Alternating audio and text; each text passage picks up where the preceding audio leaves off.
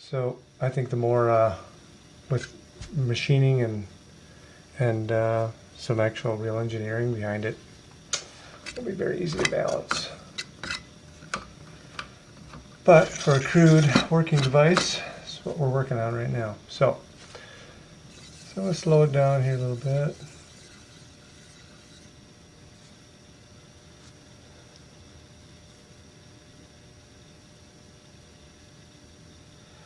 We're going to see that these and these are at 90 degrees to each other because there's a coil here, there's a coil here.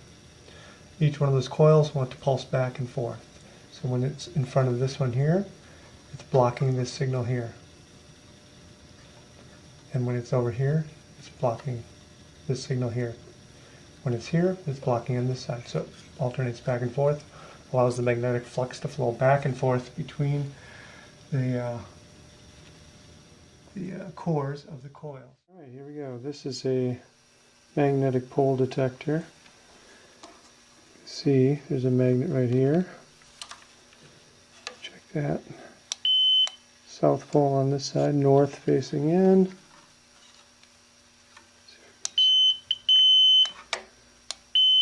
Okay. Now, when this is in front of this magnet, so the magnet is here. This one is in front of it. This blocks the magnetic flux. It traps the magnetic flux and pushes it out away from the center. And the center is this coil. Coil has a metal rod in between, iron rod. When this blocks that, the flow goes here instead of into the slight amount of there. But if you check here, on the end of this, you can see the north magnetic field. The flux flows up here into here, comes back out into the air and back around. Okay. Now when it's here, let's see, I found a low spot. It needs to be tuned. You can see how it needs to be tuned. It's off. It's not balanced well. The more balanced it is, the more this will just fluctuate. So this is really crudely made. Really crudely. Alright, so you can still see there's still a magnetic field here, but it's not out here anymore.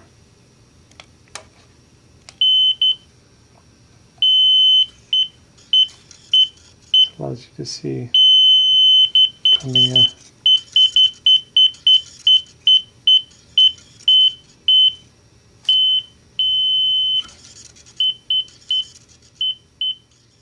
Okay, that proves my point anyway.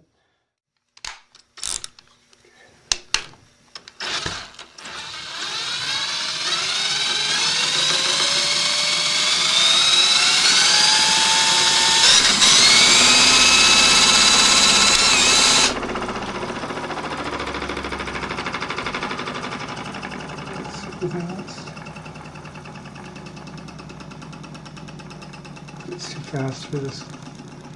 You can see it vibrating a lot in the middle. It's bent. It's the actual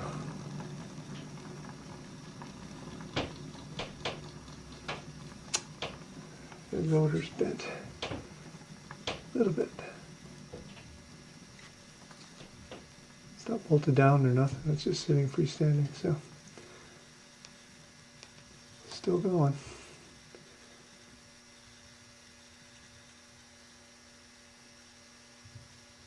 And now,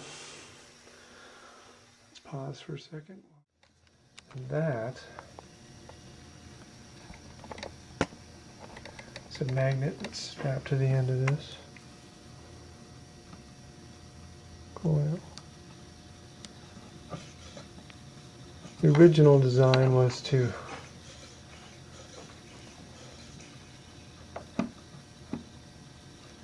be balanced with less friction.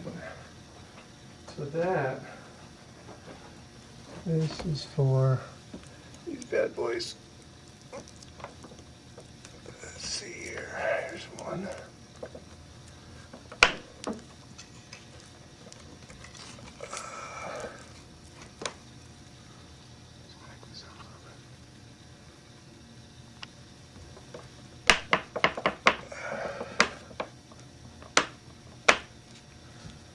This one is super efficient coils. The goal here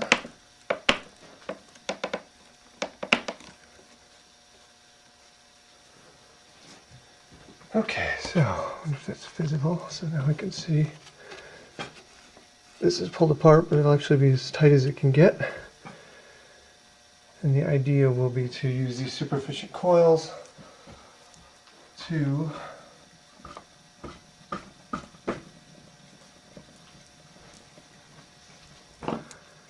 pulse this one and this one, send the signal back and forth through the circuit, and use it as both a takeoff and a powering coil.